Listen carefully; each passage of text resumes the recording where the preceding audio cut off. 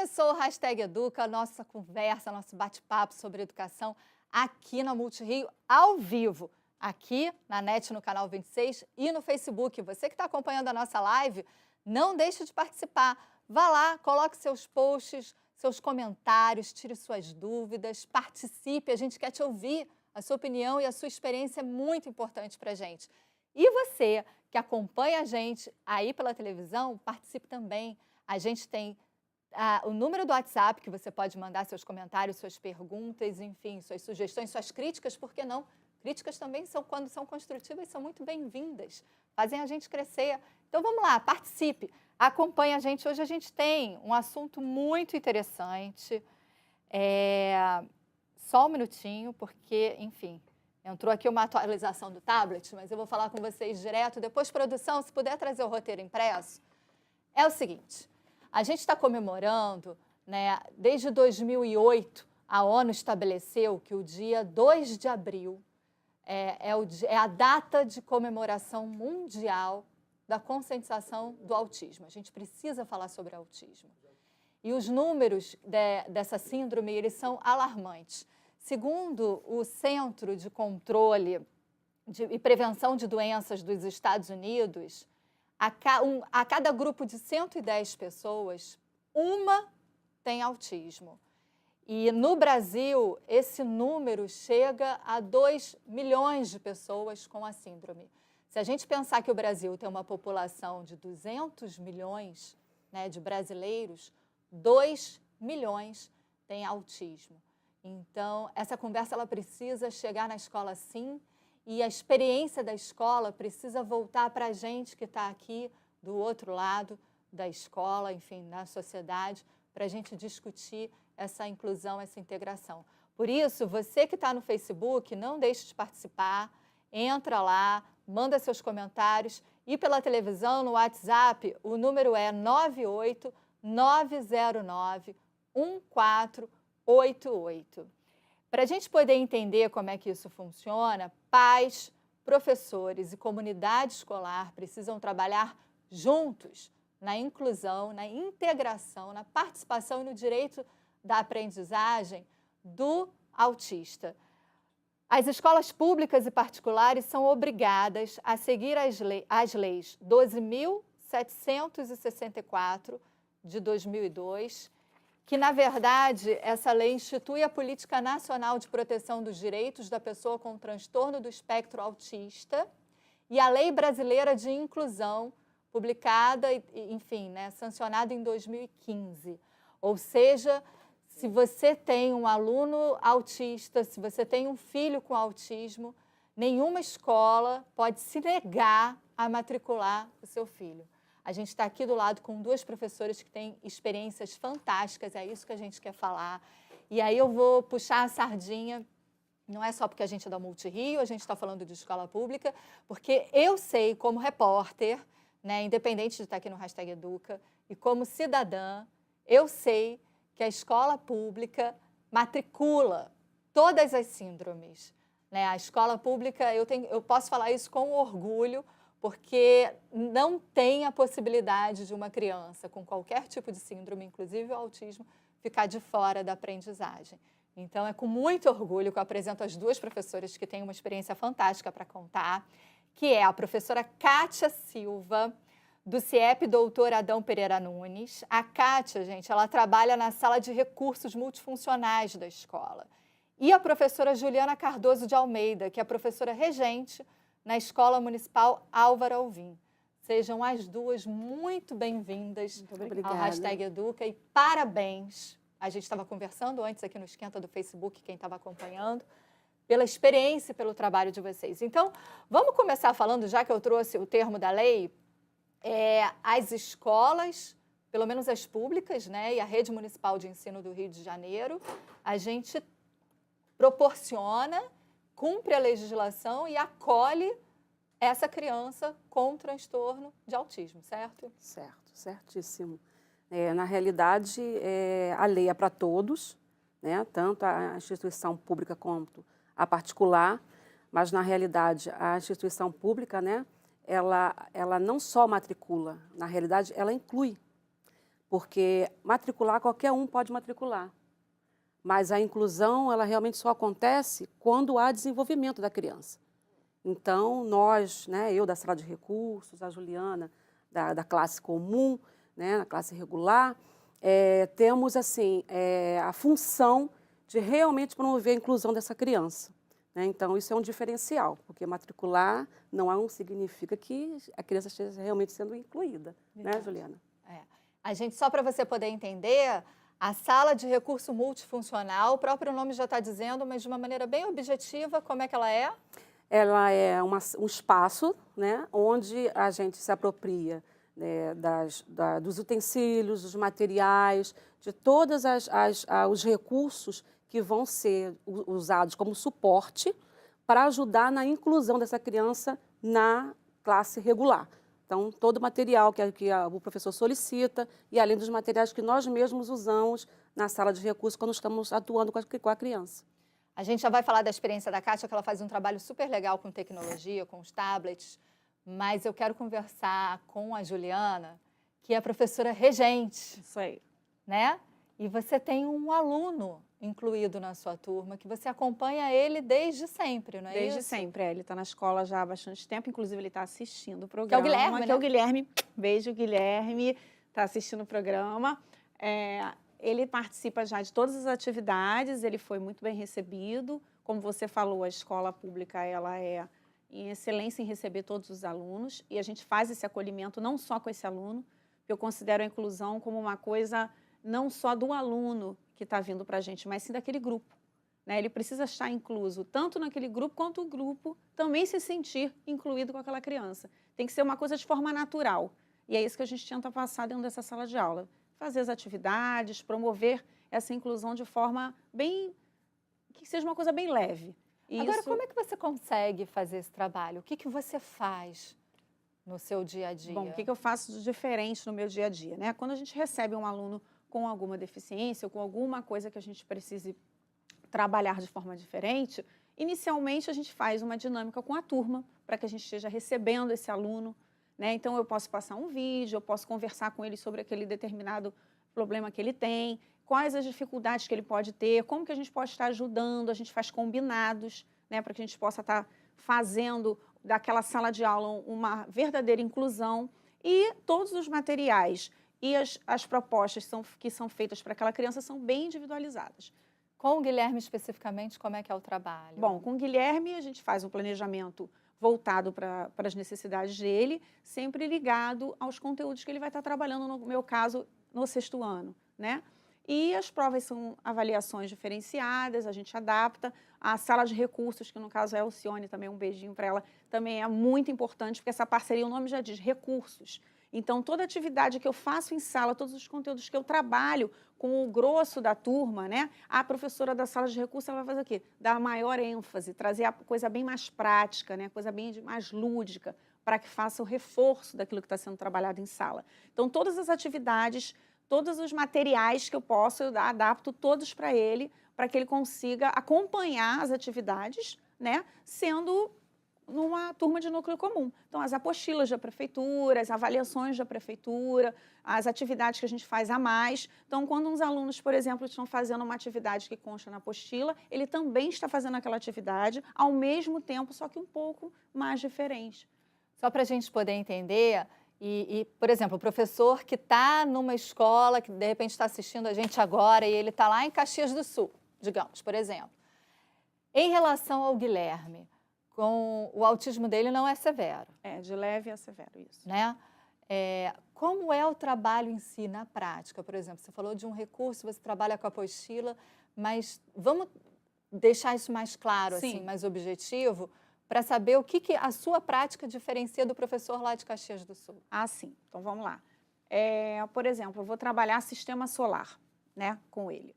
Então, eu vou trazer para a sala de aula, e que isso aí vai beneficiar todos os outros, né, também na sala de aula, vou trazer materiais lúdicos. Eu vou trazer um globo terrestre, eu vou trazer uma maquete com o sistema solar, a gente vai trabalhar os planetas de forma individual, porque ele precisa estar trabalhando isso um pouco mais devagar, né? Então, a gente vai trabalhar textos menores, Então, a gente adapta um texto, de repente, que a gente está trabalhando no sistema solar muito grande, a gente bota num parágrafo, com uma letra maior, para que ele possa ler com mais tranquilidade, com mais facilidade, sempre com figuras, fazendo essa movimentação dele que está junto do conteúdo, entendendo aquele processo. Então, tudo é um pouco mais devagar, né, para alguns. No caso dele, ele fala, ele tem a escrita, a leitura, mas precisa, sim, de alguns momentos em que a gente esteja fazendo esse aporte com esses materiais. Então, quando eu faço uma maquete do sistema solar, a turma toda está participando, né? Ele também.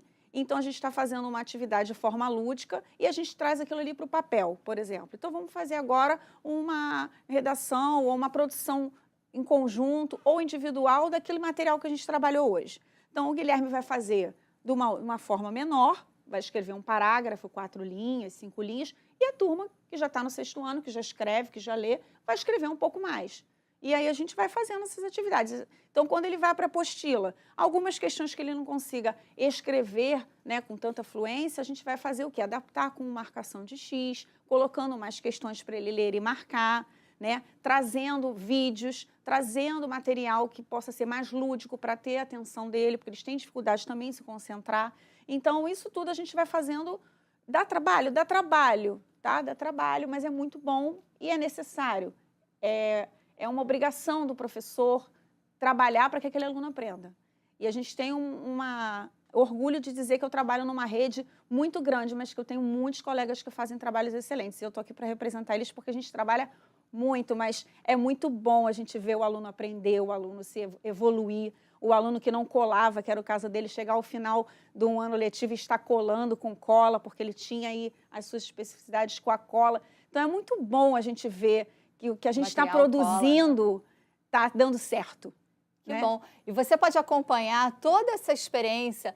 A Juliana trouxe para a gente, mas no Facebook, você que está assistindo pela televisão, no Facebook, dá um pulo lá no Facebook da Multirio, todo o portfólio da evolução do trabalho feito da Juliana com o Guilherme, a gente está colocando lá. E olha só, não estou sendo sem educação de ver o telefone enquanto a conversa está acontecendo, não, porque eu estou recebendo aqui os WhatsApps. Vamos, olha, a Sheila, ela pergunta, ela fala, vai com tudo, Ju, somos um time, somos Álvaro Alvim. Fabiana Alice, professora Beijo, Juliana da Escola Álvaro Alvim, lindo trabalho. Sou mãe do Alexandre, seu ex-aluno. Boa sorte e sucesso. Obrigada. Sueli Maria, sou professora Sueli da Escola Municipal Churchill. Quero que a professora Juliana explique como ela se organiza para preparar os materiais adaptadores que utiliza com os alunos incluídos por ela. Foi mais ou menos o que eu falei agora aqui, né? Mas como é que eu faço isso? Normalmente a gente pega o conteúdo e faz um planejamento individual para aquele aluno. Então, eu pego todos os conteúdos que eu vou trabalhar no 6º ano, ao longo do ano, e vou fazer um bimestre daquele aluno.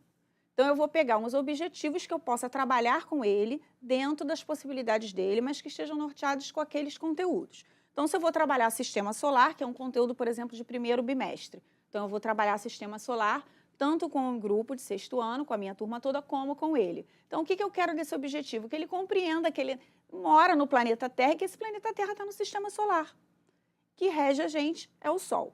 Para outros alunos, eu vou querer que eles ampliem ainda mais esse conhecimento, que eles conheçam muito mais de outros planetas e que eles conheçam as outras coisas. Como que eu preparo esse material? Eu vou para casa, vou pesquisar na internet, vou pesquisar em livros, vou ler sobre materiais, vou resumir algumas coisas que estão na própria apostila da prefeitura, pego atividades, produzo muita coisa de forma autoral, monto essas atividades em casa, imprimo e levo para ele. Algumas coisas eu colo na própria apostila, outras eu faço no caderno dele, algumas atividades ele leva para casa, porque ele faz dever de casa também, ele tem que estudar para as provas, porque ele estuda numa turma de núcleo comum. Então, todas as atividades, mesmo sendo adaptadas, estão sempre voltadas para os conteúdos. Foi muito bom você falar sobre adaptados, porque agora a gente vai para o trabalho da Kátia. Kátia, você faz um trabalho com tablet, não é isso? Tablet. Na realidade, eu já usava a tecnologia, né, de uma maneira geral, para trabalhar com esses alunos que estão incluídos. Só que o tablet, eu quero até abrir um parênteses e agradecer o IHA, que está sempre com essa parceria muito grande em relação às capacitações, né, que são feitas especialmente para as professoras de sala de recurso. Então, o uso do tablet foi um curso dado pelo IHA.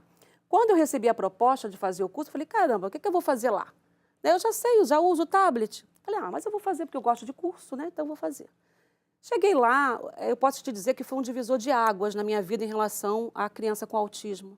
Porque, na realidade, eu usava o tablet, mas usava também o computador, usava o celular, e não via a importância que tem o tablet para a criança com autismo no que diz respeito à questão do uso do olhar, né? Que a criança tem dificuldade em manter esse olhar sustentado, né? E o tablet, você não tem um mouse, você não tem um teclado, então a criança está sempre olhando para o visor do tablet, né? Então, você trabalha atenção compartilhada, uma série de outras questões que são importantes e que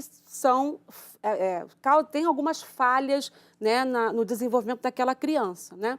E o uso do apontar é um deles. Então, se você vai, por exemplo, essa criança que eu me refiro, depois que eu fiz o curso, eu comecei a trabalhar com o Gabriel, né? Gabriel, se estiver me assistindo, beijinho, ele é um doce. E o Gabriel tinha, assim, comportamentos bastante característicos do autismo, né, no que diz respeito à falta de atenção conjunta e compartilhada, a questão do apontar, o olhar nem tanto, né, mas como ele era muito agitado, mas tinha questões envolvendo o freio inibitório, não conseguia, ele é muito impulsivo. Né? E o tablet? E o tablet não só ajudou na questão dos conteúdos, né, porque eu trabalhei língua portuguesa e matemática com ele, mas ajudou também em ajustar, em autorregular o comportamento dele também. Né? Então, ele tinha muita dificuldade na rotina. Então, dentro desses conteúdos que foram trabalhados, a primeira vez que ele pegou no tablet, ele se recusou, ele tinha medo de tudo, ele achava que não ia aprender, que não ia conseguir. Então, tinha todas essas dificuldades. E o tablet proporcionou o desenvolvimento que hoje Gabriel tem. Que bom. Né? Agora, professora, a gente... Enfim, vocês sabem que o #Educa, o papo aqui, a gente evoluiria muito mais, mas o tempo já está ficando justo. Você trouxe um livro super importante para esse programa. Eu descobri quem é a Temple Grandin, então a gente vai colocar também aí postagens sobre ela, mas me fala um pouquinho do livro, Kátia, que você trouxe. O livro é esse aqui. Né? É o livro, a Temple é maravilhosa, ela é uma autista, né? E ela escreve sobre a própria vida dela, como ela se deu para a própria ciência, para descobrir como ela se comporta, por que ela se comporta daquela maneira. Né? Então, é muito interessante que aqui, por exemplo, fala do uso do tablet dentro do livro, né? Ela vai contando como isso foi importante também para a vida dela, na questão do olhar, da fixação, da atenção sustentada. Né? Então, eu recomendo a todas as pessoas que se interessam pelo assunto, especialmente os colegas professores, né, que utilizem, que leiam. Inclusive, tem em PDF, gente, não precisa comprar, porque tem também em PDF, que você pode, então, se apropriar dessa leitura, que é maravilhoso, porque você está lendo de alguém que é autista, né? Você não está lendo sobre o autismo, mas de alguém que é autista. Não, olha, vale super a pena.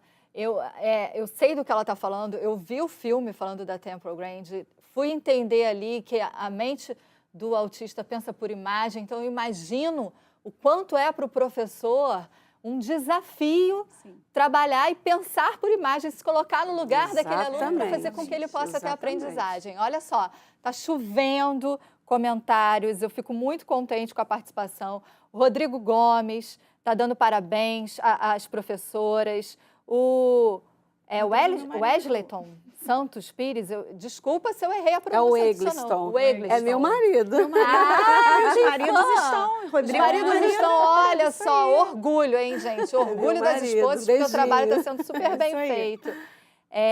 Enfim, o pessoal está comentando, está mandando as perguntas. Eu acho que vale a pena, o programa já está encerrando, né? A gente, de uma maneira muito objetiva, pensar assim, desafio é estímulo. Então, o que te estimula a fazer o seu trabalho, Juliana, o seu trabalho, Kátia, com o aluno autista na escola? O que te estimula? Olha, o que me estimula é ver o desenvolvimento dele. Eu acho que quando você vê o desenvolvimento e quando você trabalha com educação especial, você aprende que a vida é muito leve. e que a gente é muito feliz. E você, Kátia? A mesma coisa, o desenvolvimento da criança, você conseguir ver a criança Pequenos no início do avanços. ano, né? E daqui a pouco você olha no final do ano e vê como a criança se desenvolveu, isso é gratificante demais. E uma outra coisa que eu acho importante, perceber, gente, que a vida é simples. Que bom, viu? Infelizmente, a gente já está encerrando. #Educa fica por aqui. E eu te aguardo lá no Facebook com mais conteúdo. Um beijo. E até lá. Obrigada.